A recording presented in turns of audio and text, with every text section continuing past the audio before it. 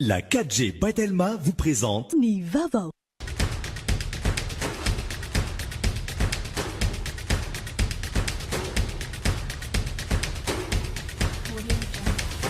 Noltranao ny fampalalam-baovao. Les inscriptions pour la rentrée du second semestre sont ouvertes. Rapprochez-vous du CNAM Madagascar. Apprendre au CNAM change votre vie. Yes, oui CNAM. Noltranao ny fampalalam-baovao.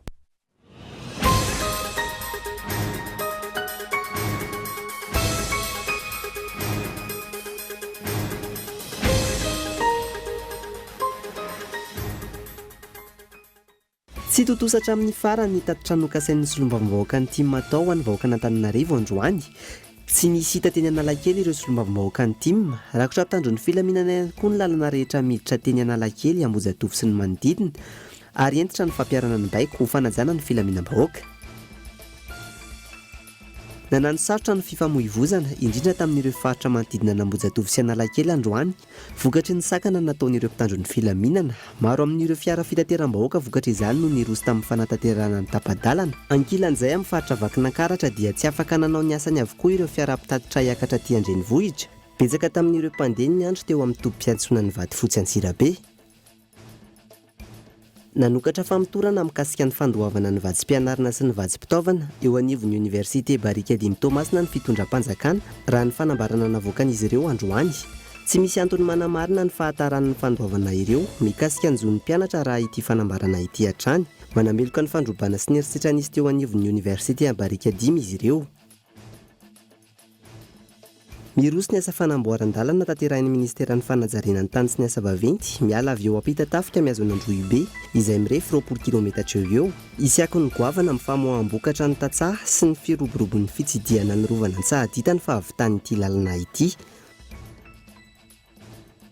Eo amin'ny maresaka iraisam-pirenena, maherin'ny 10% ny taux de positivité mahakasika ny valinaretina Covid-19 araka ny fitiliana natao tany Alpes-Maritimes.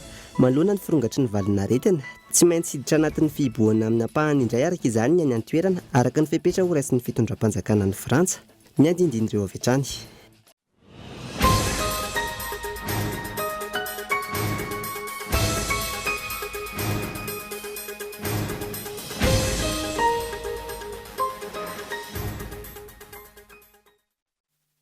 Tomoklasy topokivavy faly miarabantsika rehetra tonga soa indray ato anatin'izao fampalalam-baovao izao ary manasanao naraka izany hatramin'ny farany. Etsika isantarana ny fampalalam-baovao tsy totosa hatramin'ny farany. Ny tatitra nokasain'ny solombavambahoaka Tim atao ho an'ny vahoaka n'Antananarivo androany. Tsy nisy hita teny Analakely ireo solombavambahoaka Tim. Rakotra mpitandron'ny filaminana ihany koa ny lalana rehetra miditra teny Analakely, Ambojatofo sy ny manodidina ary entitra ny fampiarana ny baiko ho fampanajana ny filaminam-bahoaka. Fanadihadiana entin'ny Fevrier. Raha androany ny fotoana nokasain'ireo solombavambahoaka Tim manaovana tatitra ny vahoaka n'Antananarivo momba ny fivoriana teny anivon'ny Antinimira Pirenena. Tsy tazana teny an-toerana hatramin'ny ora farany mpitarika ny hetsika. Andian'olona ny kasany hiditra ny arabe ny fahaleovantena no tazana ny odiody indrindra tamin'ireo toerana manodidina. Isan'izany ny teny Isotry, Behoririka sy ny maro hafa.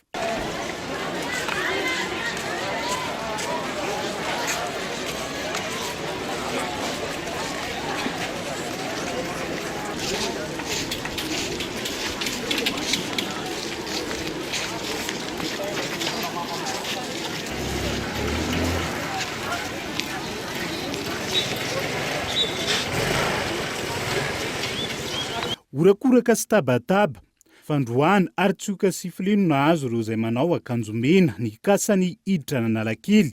Ity ramatoa ohatra olona maro no niarana nakanazy rehefa nandalo ny tsena ny tenany.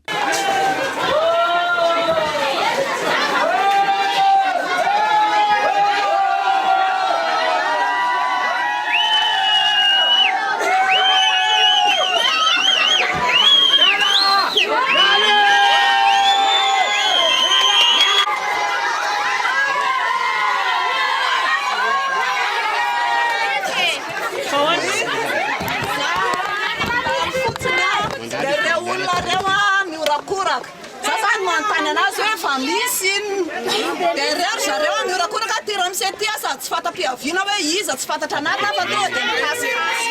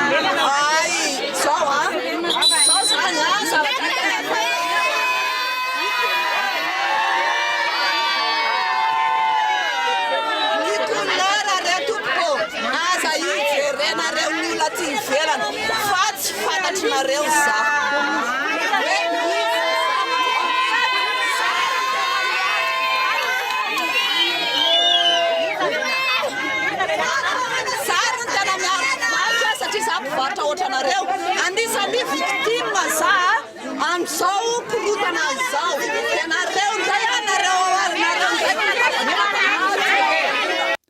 entitra tanteraka araka izany ny fepetra no raisin'ny mpitandro ny filaminana amin'ny fisavana ireo izay mikasany hiditra n'Analakely torak'izay ihany koa ny fanaparitahana izay mitangorina isan'ny niditra antsehatra tamin'izany lehibe ny etat-majoro ny tafika malagasy nandritra ny fanakana ndreo andian'olona teo tsara lalàna ny kasany hiditra n'Analakely.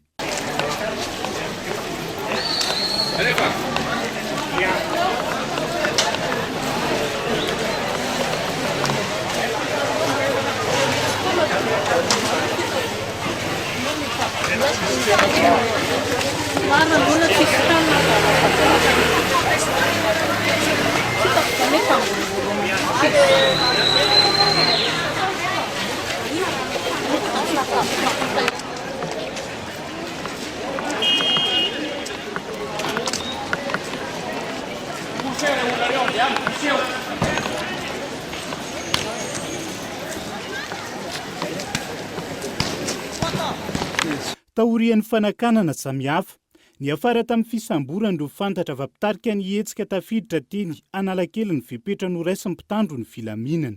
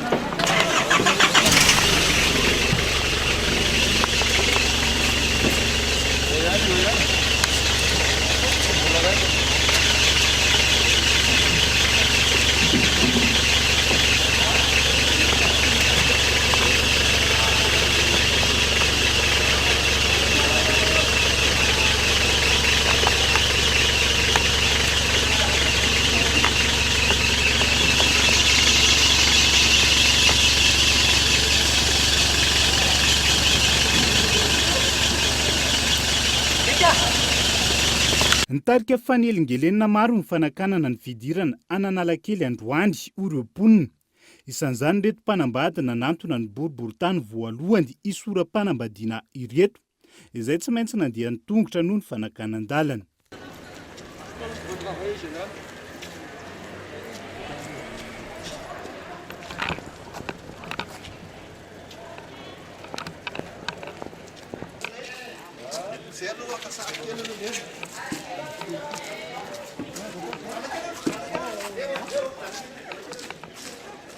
Izy aloha aminay tsy sorana satria zay efa vonona raha teo. Na inona mitsanga dia vitanay foana ilay izy. Dia ohatrinao zany zao mety fandaminana tany aloha dia lasa tsy maintsy novaina taminay katrehana ilay izy. Fandaminana hoe mandeha tôbila ziskany amin'ny firaisana nefa tapaka lalana dia tsy afaka nitsofoka dia tsy maintsy hoe nandeha tongotra avy any zao. Aminay aloha tsisy zavatra tianao tenenina aloha fa hoe mahafaly anay fotsiny hoe vita sorasara dalàna zay. Misy napisainga Vaovao koa lasa Zany hoe tsy misy zavatra mbola tsy nieritreretina mihitsy zany mety hoe fisiny hetsika androany. Tsy nieritreritra hoe hitsihetsika androany fa zay hoe nieritreritra hoe ilamina tsara le hetsika ilay izy. Misy korontana ohatry izao hoe misy tapaka daholo ny lalana. Andeha ho any 67. Zay zany fiara I fiara any amin'ny Knaps. Any amin'ny Knaps ny fiara. Knaps zany nareo Andeha tongotra sisa. Dia tsy manahirana anareo roa hoe zao ny pôzy andeha tongotra miala aty andeha ho any.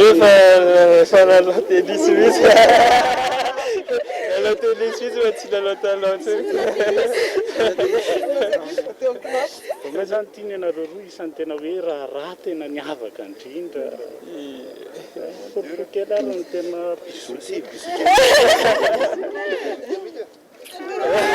raha izay ny teny Analakely sy ny manodidina. Nangina tanteraka ny teny Soamandrakizay, toerana nanomezan'ny prefektura n'Antananarivo alalana ny solombavambahoaka Atim. Tsy nahitana mpitandro ny filaminana ihany koa ivelan'ny toerana hoy ny fanazavana. Visivisitra eo fanao gazety sy ny karazana. Tsisy mpitandro filaminana fa tsy olona vitsivitsy ireo no nandalo teo dia maromaro. Afaka fa misy hoe mbola antaniny izy vao afaka ampidirina na hoe afaka mihitsy zareo zay par rapport avy any amin'ny lehibe zao miditra makaty aminay dia ampidirina zao na voaka zao dia ohatr'izany. Tsy mbola fantatra treto ny isam-pitarika hetsika voasambotra. Tsy mbola nanaiky ny izara vaovao momba izay ny tompon'andraikitra isan-tsokajiny raha nizaha ny mpanao gazety ny Kolo TV nanontaniana androany. Andrasana arak'izany ny hotoy ny raharaha. Mahakasika ny sakatsakana sy ny fisamboran'olona androany izay no melohan'ny antoko tiako Madagasikara tamin'ny alalan'ny taratasy fanambarana nataon'izy ireo. Eo amin'izay lafiny izay hatrany, nanakato-tsena ny ankamaroan'ny mpivarotra teny Analakely sy ny manodidina androany. Nangina ny tsena ho an'izay mbola nikiriny varotra. Isan'ny tena matsiantoka ny mpivarotra hani-masaka izay tsy nalafo ny 70 hatramin'ny 80 isanjato ny entany. Fevrier hatrany. Nanakato-tsena no nitahotra amin'ny mety horotaka nandritra ny hetsika teny Analakely androany ny ankamaroan'ny varotra teny an-toerana. Ndroso tamin'izay avokoa na ireo tsenam-barotra lehibe na kely nanomboka ny fotoana ny sy fitangoronana. Ho an'izay mbola nikiriny ny varotra nangina tsy toy ny sabotsy rehetra ny tsena androany. Zay aloha amin'izao dia tena tsy misy olona mihitsy fa tena potika tanteraka zany le andro sabotsy nefa le andro sabotsy ny tena mba be olona be zay. Tena mazana be, tena misy fiatraikany aty amin'ny varotra mihitsy le izy tena mazana be. Rehefa mba sabotsy anao zany mba mahafatifaty kely amin'ny 1 million maherihery kely ohatrohatr'izay zany le izy apepepe. Zao nefa même na 1 franc tsisy ninina mihitsy. Le izy aloha tena misy fiatraikany be aty aminay le izy le momba an'le manifeste ohatr'izao. Mba tokony jerena zany le voaka malagasy fa tena mafy ny fiainana, tena marina. Isan'ny tena matiantoka noho ny fisian'ny hetsika androany mivarotra hani-masaka. Ny ankamaroan'izy ireo izay saika tsy nalafo ny 70 hatramin'ny 80 isanjato ny entany noho ny fahavitsin'ny olona tafiditra teny Analakely. Fa tiantoko izay azo lazaina ho mavesatra tanteraka ho an'ny mpanao asa tena toy izao. Raha mitsena andavanandro aloha hoe sabotsy tsotra tena tsy ohatr'izao mihitsy amin'ny andavanandro izay ohatr'izao efa tena lany daholo ny entanay. Amin'izao izy tena tsisy ireo zao izy ireo daholo. Tonga aloha dia efa tiantoka aloha voalohany indrindra dia tsy maintsy hoe ho an'ny mpiasa zany sisa ny azo atao. Tena tonga dia misy fiantraikany be satria miantoka indray andro ny anay aloha zao tena tonga dia hoe matiantoka iray lavaka mihitsy. Sabotsy ny fandehanan'ny tsena ety tena marina. Fa noho zava-misy zany dia zao mbola misy ambiny zao ny entanay. Endrandasana kely aloha dia hita eo fa ny lehibe ny tsena koa nefa nampilaza taminay teo hoe idio ny tsena. Fataona moa ireo sakafo be dia be ireo dia tsy maintsy ezahana lanilaniana aloha. Tsy mivarotra samyrery, saika nitaraina noho ny fanelingelenana nateraky ny hetsika androany avokoa ireo mpiasa tiana na mpikarama madinika anarivo mivelona isan'andro eny an-toerana. Fa nanansarotra ny fifamoivoizana indrindra tamin'ireo faritra manodidina n'Ambohijatovo sy Analakely androany, vokatry ny sakana nataon'ireo mpitandro ny filaminana. Maro amin'ireo fiara fitateram-bahoaka vokatry izany no ndroso tamin'ny fanatanterana ny tapa-dalana. Ankilan'izay maro tamin'ireo mponina nanohy ny fiainana andavanandro ihany koa no sahirana teo amin'ny lafiny fivezivezena. Abraham Randriamanana.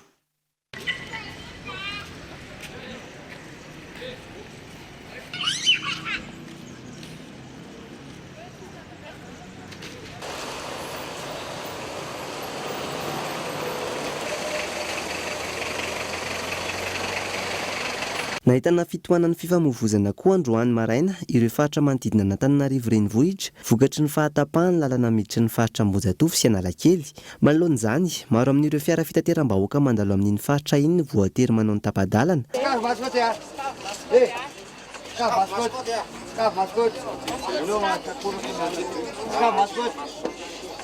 Ho an'ny fitateram-bahoaka 119, nisy ny fifandaminana noraisin'izy ireo ho fanohizana ny fitaterana ny olona.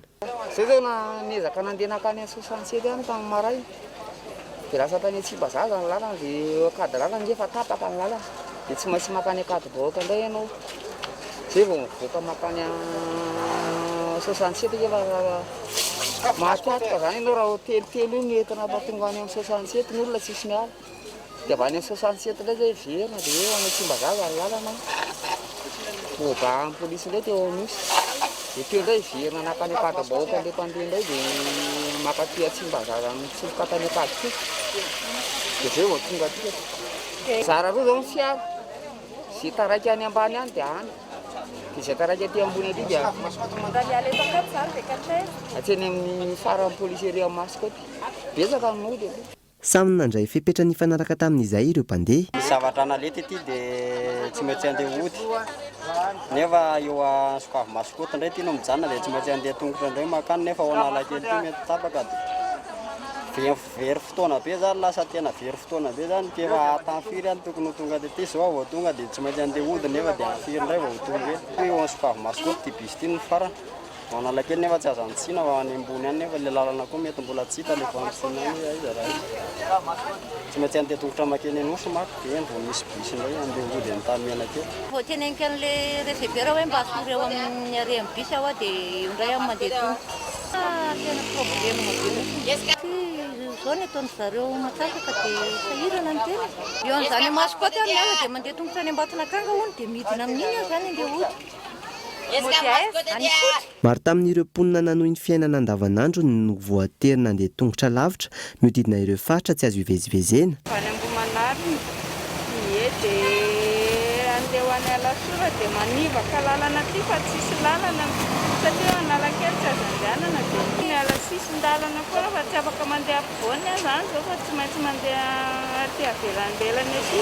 Tena reraka dia izy tokony tsisy ilay grefy fa tena mijaly. Tena fijaliana be ilay izy dia tokony tsy hanao grefy satria ilay majinika ny tena mijaly an'ilay izy ange. Mivoaka azy mety misy ny lalana tapaka. Daholo ny fotoana tsy afaka hoe déplacé. Satria eo amin'ny centre tena idinan'ny tomobile ny tena tsy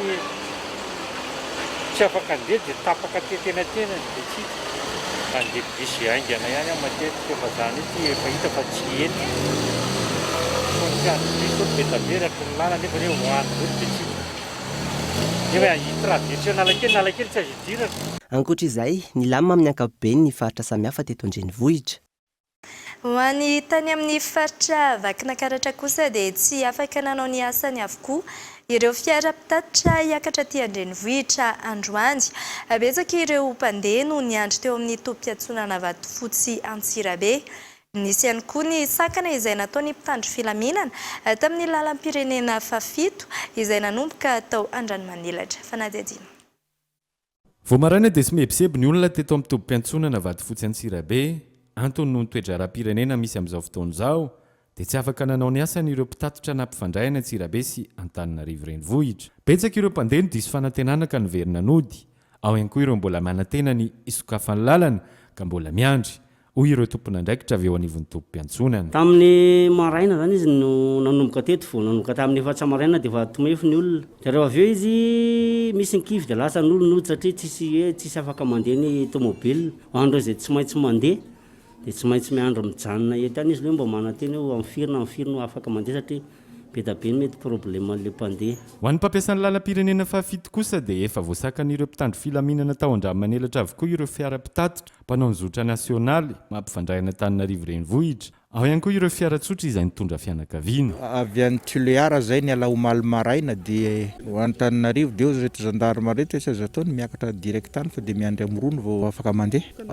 Misy fiantraikany aloha ohatra hoe na sakafo fotsiny ohatra zao dia efa voatery tsy nao sakafo fanindroa koa zao. Zay zany problème kely fa tsy ampoizinay aloha le izy.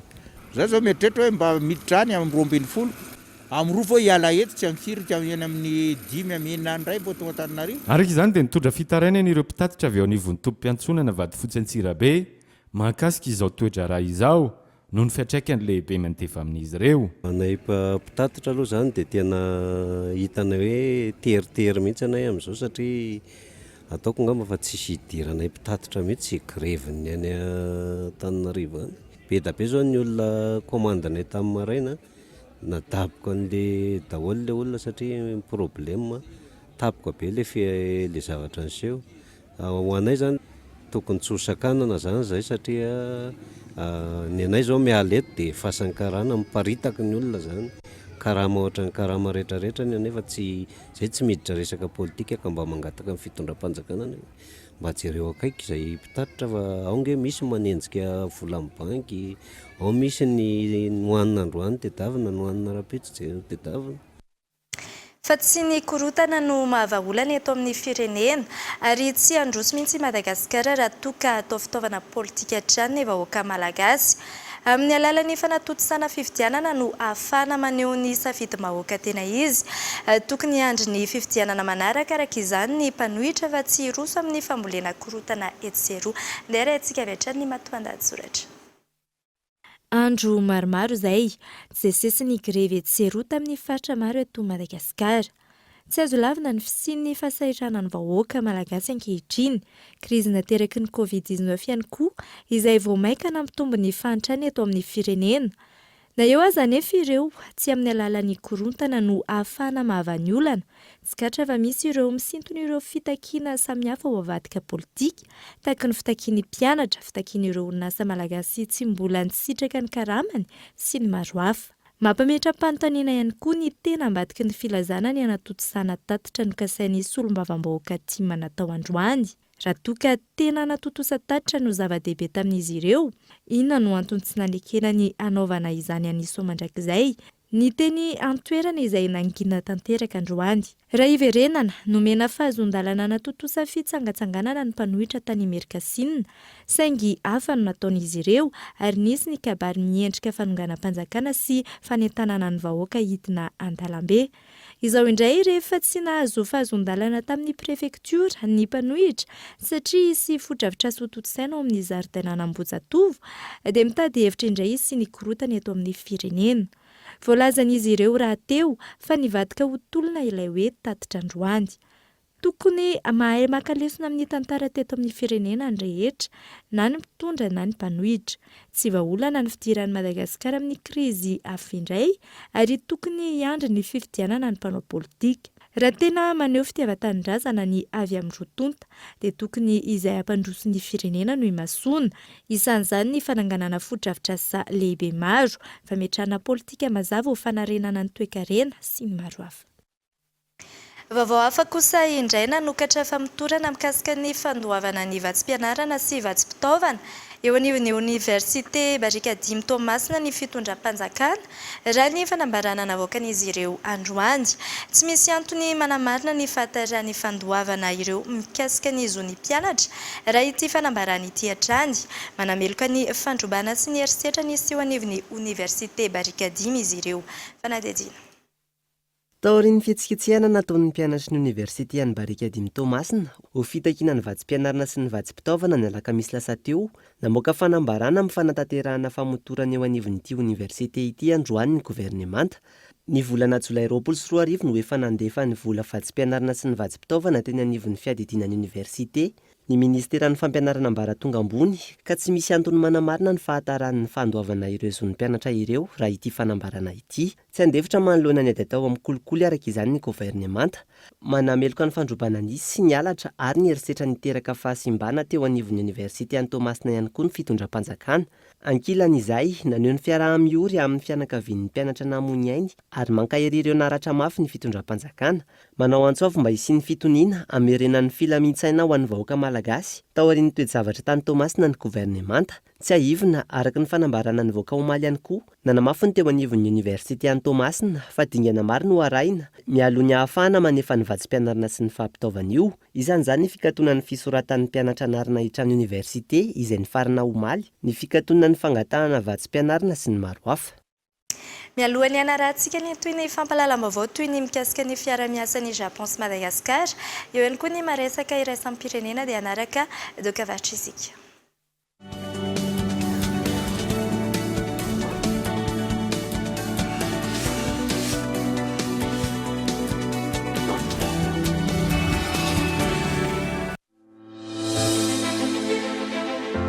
Nos enfants auront toujours une imagination débordante et trouveront mille et une façons de découvrir le monde.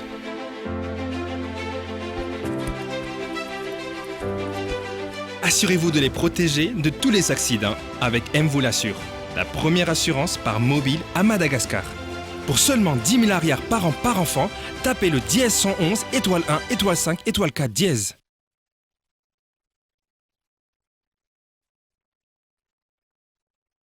Moi, j'ai ma passion. En tant qu'étudiante, étudier à distance me permet aussi de réaliser d'autres activités. En termes de qualité ou de professionnalisme, je mise pour le CNAM. Nos diplômes sont sanctionnés par un diplôme d'État français de renommée internationale et est reconnu par la fonction publique. Je confirme les propos de notre administrateur général. Nos diplômés, nos ingénieurs occupent des situations prestigieuses liées à leur formation d'excellence. Les inscriptions pour la rentrée du second semestre sont ouvertes. Rapprochez-vous du CNAM Madagascar. Apprendre au CNAM change votre vie. Yes, oui CNAM.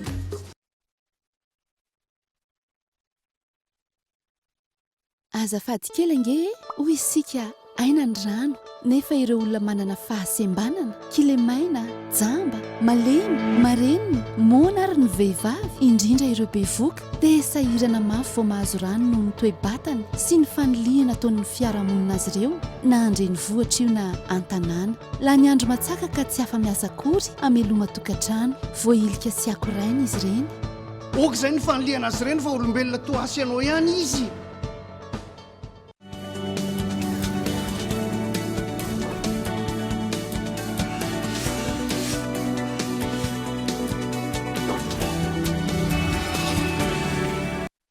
Tavaverina ato amin'ny fampalalam-baovao isika araka ny hita tamin'ny lohatenim-baovao teo dia miroso ny asa fanamboarana tanterahin'ny ministeran'ny fanajariana ny tany sy ny asa vaventy miala avy eo ampita tafika miazo an'Androibe izay mirefy 20 kilometatra eo ny lalana amboarina amin'izany.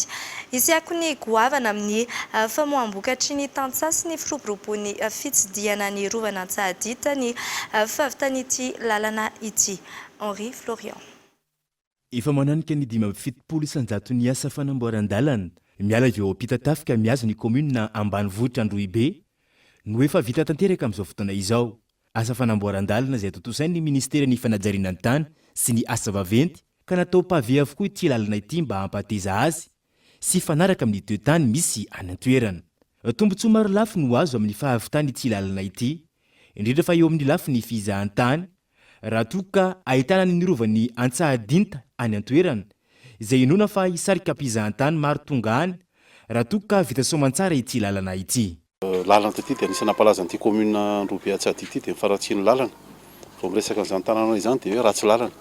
Ankehitriny izany tena anisany fiovana-goavana izay nentin'izao fitondram-panjakana misy ankehitriny izao izay miaraka ministera fikarakarana an'izany moa. Ny zavatra tsy azontsika adinoina dia ny commune Androibe Antsahadita dia misy an'ilay rova ao anatin'ny vohitra masina 12 izay amelanja ihany koa ny eo miresaka ny fizahan-tany miresaka vakoka zany eto amin'ny tsika zany dia zava-dehibe fahavitan'izany lalana zany satria anisan'ny sakana eo amin'ny fandrosoan'izany resaka fizahan-tany eo amin'ny rova zany koa faratsiany lalana manatsara ihany koa zany ny famoahana vokatra satria eto amin'ny commune Androbe Atsadita dia anisan'ny mpamatsy legioma Antananarivo renivohitra ary izany dia isorana ihany koa ny fitondram-panjakana izay hijery akaiky sy ohatra ny fambolena ahafahana manafaingana ny famoahana izany vokatra izany amin'ny fahavitany lalana izao. Ho an'ireo tantsaha, nisy akony goavana amin'ny famoaham-bokatra izao fahavitany lalana izao, izay nampihena ny vola mivoaka amin'ny fitaterana ny vokatra, miainga avy eny an-toerana, mipaka eo am-pitatafika. Faratsiany lalana zany ho anay ety amin'ny commune Androbe dia le tsy voahan'ny vokatra ety aminay satria ety amin'ny faritra Androbe mba misy vokatra ihany. Hatrizay moa zany sarety no tena mba transport mitondra an'izy makany Andrevo ohatra. Zay vahaolana. Ny sarety zany raha ohatra sarany zany raha miala ety izy eo amin'ny 75 000 no tonany azy makeo pitatafika raha ohatra ny sarany. Hatramin'ny nahavitany lalana zany dia mba miasa mandrapariva ny tômôbila ety aminay. Raha ny fantatra, 20 kilometatra miala avy eo am-pitatafika no misy ny commune Androbe. Atao adiny 2 ity lalana ity rehefa avy ny orana tamin'ny fotoana izay tsy mbola nahavitan'ny lalana. Raha toa ka adiny iray latsaka izany amin'izao fotoana izao ary 500 ariary ny saran-dalana. Mafisina hatrany ny fiara-miasan'ny Japon sy Madagasikara araka ny nambaran'ny filoha-ambonina etry ny fikambanan'ny mainty molaliny Japana androany. Ny firenena Japonais izay isan'ny mpamady vola eto Madagasikara amin'ny alalan'ny fanatanterahana tetika maro. Androany tokanana ny tsangam-bato manamarika ny fahadimy amin'ny 30 taona nisy ny Association des anciens et amis du Japon eto Madagasikara. Ndera etsika ny fanadihadiana. Sehatra ny jono fampianarana fananganana foto-drafitrasa lehibe. Isan'ireo sehatra ahitana ny fiara-miasa Madagasikara sy Japana ireo. Nandritra ny taona maro tafiditra ho isan'ny voalohany mamaty sy vola any Madagasikara amin'ny alalan'ny tetika maro ny firenena Japonais. Ho amafisina hatrany izany raha ny fanazavana. Sy fanampiana lafiny teknika samihafa amin'ny fanampatosana io tsangam-bato. Katrareo no famatin'ny coopération malagasy dia misy tesika infrastructure isan'ny zava-dehibe indrindra zany hoe fivarana amin'ny lafiny zavatra construction rehetrarehetra. Ka ohatra hoe ty bypass ty matoa zany no tsangam-bato napetraka amin'ny bypass satria efa fantatsika fa ankoatran'ny nataon'ny Japonais amin'ny boulevard de Tokyo dia efa misy zavatra betsaka koa fiaraha-miasan'ny AJM sy ny ministèran'ny travaux publics ary koa zany Dayo izay isan'ny maître d'œuvre ny asa rehetrarehetra. 5-10 taona nisina ny fikambanana dia izy io ho an'ireo izay olona izay nahazo fiofana tany Japon nianatra na bourse na stage na bourse na recherche na ny teny japonais tsotra fotsiny ihany dia rehefa miverina eto ireo dia nanana andraikitra lehibe ny ankamaroany zany amin'ireo ministera maromaro eto Madagasikara eto afampiodonana amin'ny toe-karena malagasy. Ny zavatra mbola ho avy maromaro ihany satria raha fikambanana izany hoe Madagasikara Japon tsy maintsy mahay mifankafantatra ny fomba sy ny zavatra rehetra momba ny andro zareo koa mila mahafantatra dia tsy maintsy misy fiarahana ihany koa ho atao ao aoriana ao. Ny eo amin'ny lafiny fananganana foto-drafitrasa ohatra. Asa maro izay vatsian'ny firenena Japonais vola no efa miroso ankehitriny. Raha ny infrastructure ny foto-drafitrasa lehibe dia Japon tena anisan'ny voalohany tena miara-miasa Madagasikara. Raha tsy resaka fa-tsy ho bypass io fotsiny tsika ohatra. Amin'izao fotoan'izao koa misy ny fantarana ny porony Tomasina izay efa tena mandehibe amin'izao fotoan'izao rehefa kelikely sisa dia ho vita. Izany koa tena zavatra goavana. Tenen'ny président ny fikambanana teo ny resaka momba ny tatom. Ny tatom be dia be misandrahaka ny zavatra ao anatiny. Ankoatran'ilay lalana mikodana nyresahany teo dia mbola misy koa ny resaka momba ny hoe fanamboarana ny prescription d'urbanisme. Tamatavy sy Tananarivo sy Tomasina mantsy dika ilay tatom. Tananarivo Tomasina dia be dia be ny fanamboarana an'ireny fanavozana fanatsarana an'ireny prescription d'urbanisme. Prescription d'urbanisme izany moa zany dia le fahafahana mametraka lalàna amin'ny resaka fanorenana amin'ny tany izay misy na eto Tananarivo na ny Tomasina. feno 5 taona tamin'ity taona ity ny fikambanany mainto amin'ny lalan'ny Japana na ny Association des anciens et amis du Japon eto Madagasikara. Nisy manoloana io ny fanokanana ny tsangam-bato manamarika izany. Lafombaovao hafa tanteraka kosa indray mikatona mandra-pisiny vahaolana ny fiangonana Jesosy Mamonjy etsy Akorondrano taoriany disadisany seho ny sabotsy lasa teo raha ny fanapa-kevitra nondraisin'ny prefekturan'Antananarivo. Araka izany tsy misy ny fampandehanan-draharaha eo anivon'ity fiangonana ity hatreto. Fanadihadiana. Tao ariny disadisany seho teo anivon'ny fiangonana Jesosy Mamonjy nandritra ny fifidianana ireo pastora mandravitra ny BCP na ny biron'ny firaisan'ny mpitandrina vaovao ny sabotsy lasa teo mbola mikatona hatreto ny fiangonana etsy Akorondrano manoloana ny fipetranapetraky ny prefekturan'Antananarivo. Fampiatona tsy mitohy io fa mandra-pandaminana foana namoaka taratasy izy fampikatonana mba hitsaharany io korontana io vao tamin'ny herinandro teo saika ametraka kory zay fifidianana BCA manokana ry zareo vitsivitsy tsy fantatro 20 eo zay mpitandrina atao fohy be tsy nekeny prefecture koa zay dia nanao taratasy koa ny prefecture fanakanana an'izany dia tsy raikitra koa zay. Antsy ny mpitondra fanjakana mba hijery ny toe-java-misy araka izany tandrina eo anivon'ny fiangonana Jesosy Mamonjy manerana ny nosy. Izany amin'iny fa nivoatra nanaraka ny toetrandro ny hosodoko teto Madagasikara tsy teo amin'ny lafiny fitaovana fa teo amin'ny saran-javatra na toe-javatra nivoatra antsara teo amin'ilay hosodoko.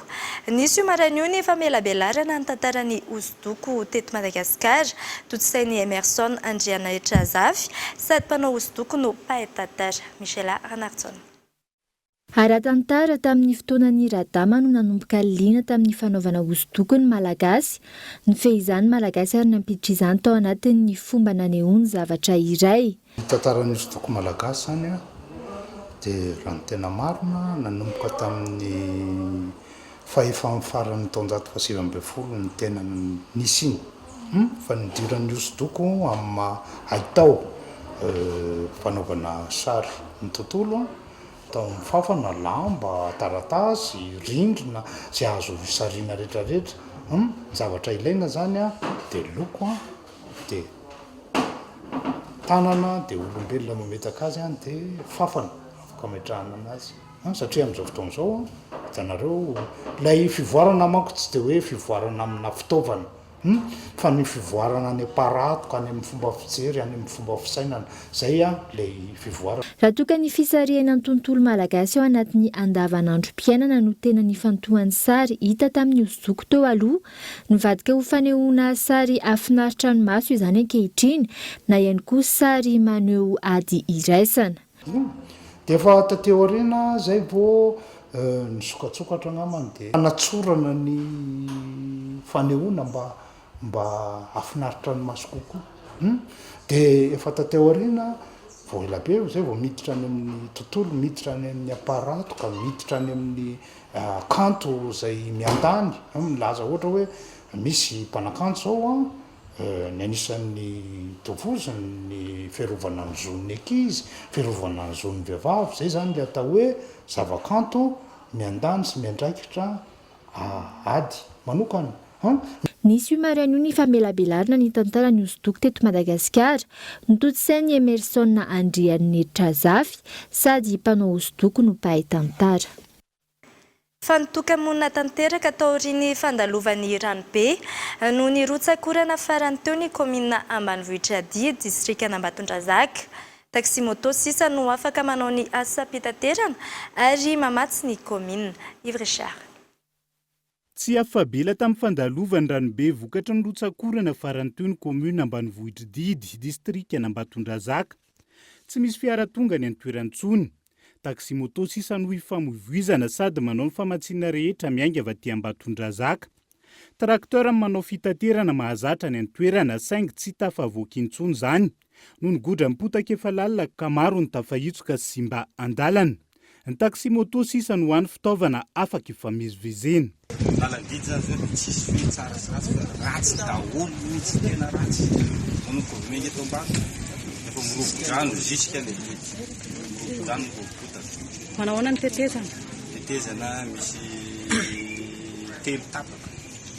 tapaka tena tsy hita nasaolona tena matsiaro mijaly n'olona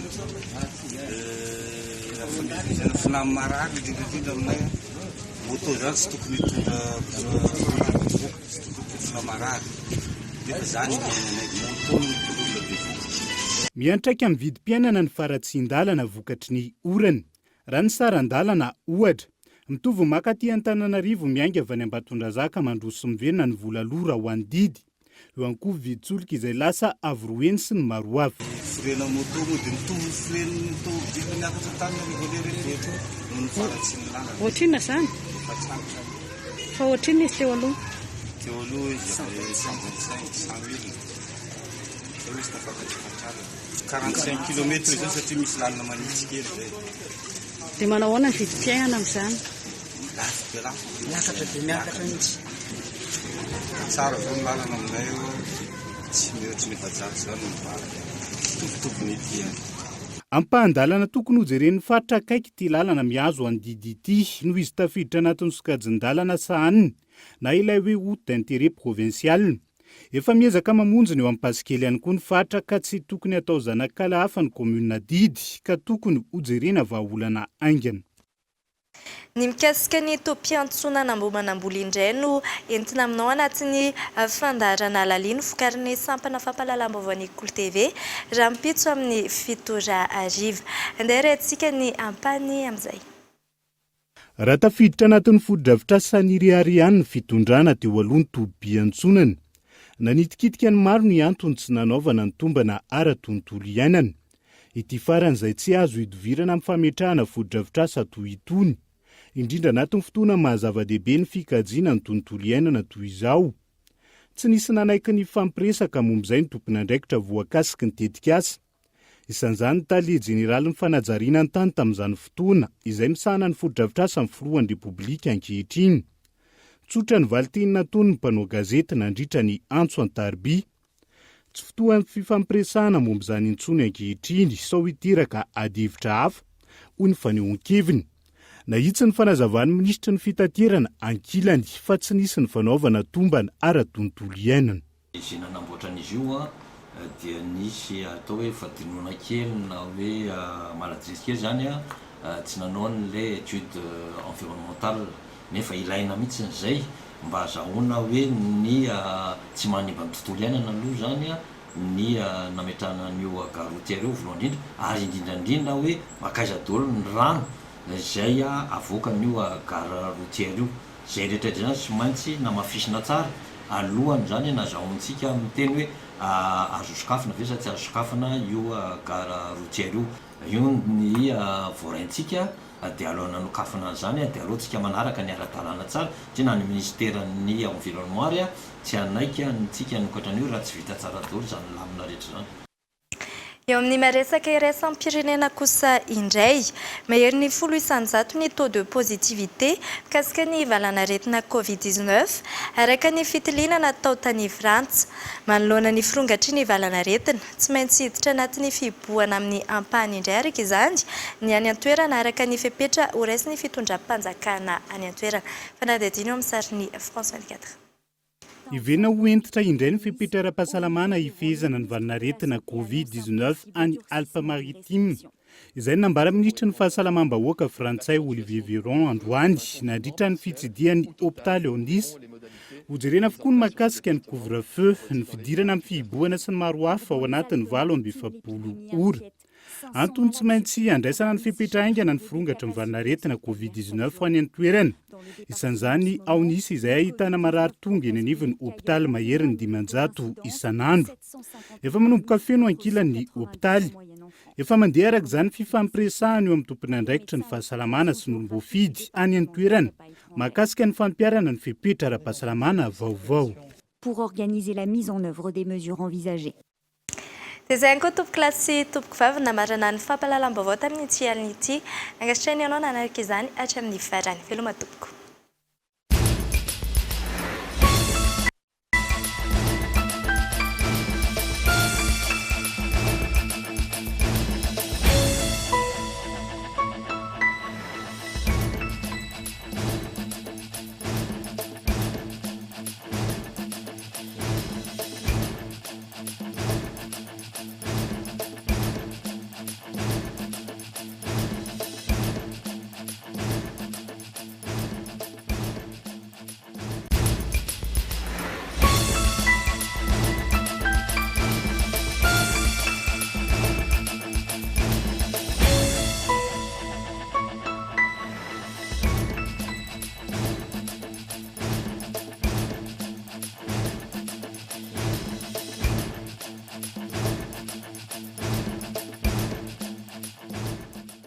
Les inscriptions pour la rentrée du second semestre sont ouvertes.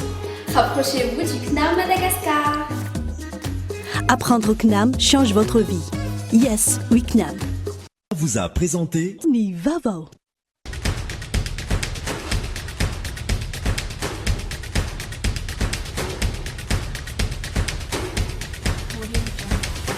Nanoltra anao teo ny fampalalam-baovao. La 4G Baitelma vous a présenté Ni Vaovao.